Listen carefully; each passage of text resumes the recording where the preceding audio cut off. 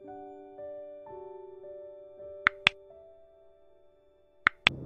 datang di channel ini dan selamat hari Minggu. Sahabat-sahabatku yang terkasih, dalam permenungan saya, ketiga bacaan hari ini mengajak kita untuk merenungkan kualitas iman kita dalam hubungan dengan kualitas relasi kita dengan Tuhan. Bacaan pertama menceritakan kisah bangsa Israel yang tidak mau meninggalkan Allah. Mereka akan tetap beribadah kepada Tuhan sebab bagi mereka dialah Allah mereka yang telah melindungi dan menyertai mereka sejak dari perbudakan di Mesir sampai ke tanah terjanji. Di dalam bacaan kedua, Santo Paulus mengingatkan bahwa relasi dengan Tuhan bukan sekedar sebuah ibadah. Relasi kita dengan Tuhan bukan sebatas ruang doa dan gereja, tetapi relasi dengan Tuhan lebih pada relasi yang intim seperti relasi suami istri. Mengapa kita harus memiliki relasi seperti itu? Sebab kualitas relasi kita dengan Tuhan akan senantiasa diuji dengan berbagai tantangan. Di dalam bacaan Injil, banyak murid Yesus mengundurkan diri karena mendengarkan perkataan yang keras dari Yesus. Sehingga Yesus secara frontal pun bertanya kepada murid yang lain, "Apakah kamu tidak mau pergi juga?" Relasi yang intim dengan Tuhan tidak akan membuat kita menyerah ketika kita berhadapan dengan berbagai tantangan di dalam kehidupan ini. Pertanyaannya, tantangan seperti apa yang sering dihadapi di dalam kehidupan rohani kita? Beberapa kali saya mendengar sharing dari banyak orang tentang keputusasaan mereka terhadap Tuhan. Mereka sampai pada titik Tuhan tidak ada. Sebab apa yang mereka doakan, apa yang mereka butuhkan, apa yang mereka inginkan tidak pernah dikabulkan oleh Tuhan. Mereka berdoa berkali-kali tetapi mereka tetap mengalami penderitaan. Pandemi yang kita alami sekarang ini pun membuat dunia seperti berada di dalam kegelapan. Tidak sedikit orang yang komplain kepada Tuhan karena seolah-olah doa-doa kita selama ini tidak berpengaruh apa-apa bagi kondisi dunia saat ini.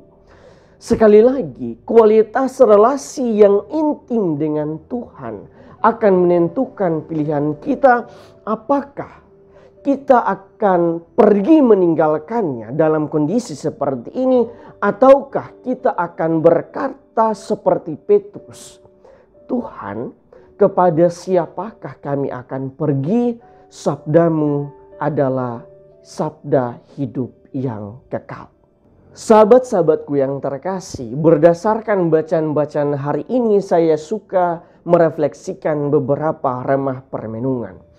Pertama, beriman bukan sekedar mendapat status sebagai orang beragama. Beriman bukan sebatas kegiatan doa berdoa. Beriman adalah suatu relasi. Santo Paulus mengatakan bahwa relasi kita dengan Yesus harus seperti relasi suami istri. Suatu relasi yang sangat intim yang dilandasi atas cinta sejati yang hanya dapat dipisahkan oleh maut karena mau setia di dalam untung dan malang. Sampai di sini kita harus mengerti bahwa kegiatan doa berdoa bukan sekedar sarana pemenuhan kebutuhan-kebutuhan kita.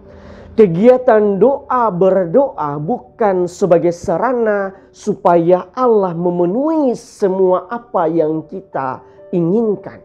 Tetapi Kegiatan doa berdoa adalah sarana untuk mengenal Allah secara lebih dalam dan sarana untuk memahami apa kehendak Allah di dalam hidup kita.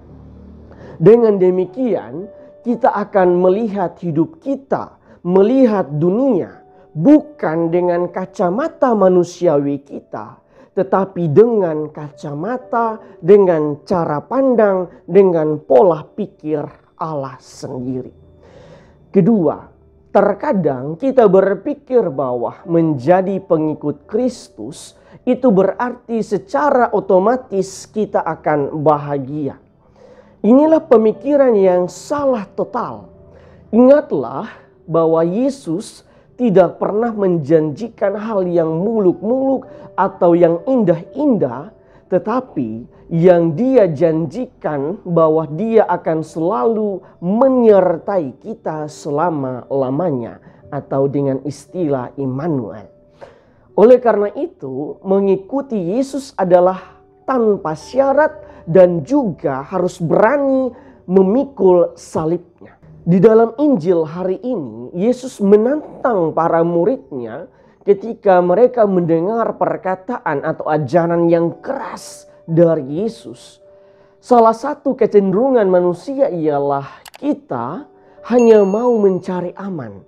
Kita hanya mau mencari sabda-sabda yang menyenangkan hati kita, yang membuat kita bahagia.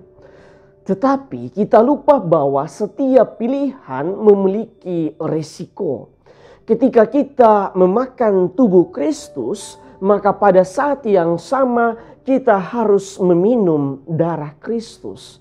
Itu artinya ketika kita memilih hidup bersama-sama dengan Kristus, pada saat yang sama kita juga memilih untuk memikul salibnya dan mau mencecap sedikit penderitaannya. Karena dengan cara demikian kita akan menjadi lebih kuat sebagai seorang manusia. Ingatlah bahwa jika hidup ini adalah sebuah proses, maka beriman pun adalah sebuah proses. Tuhan memberkati kita semua.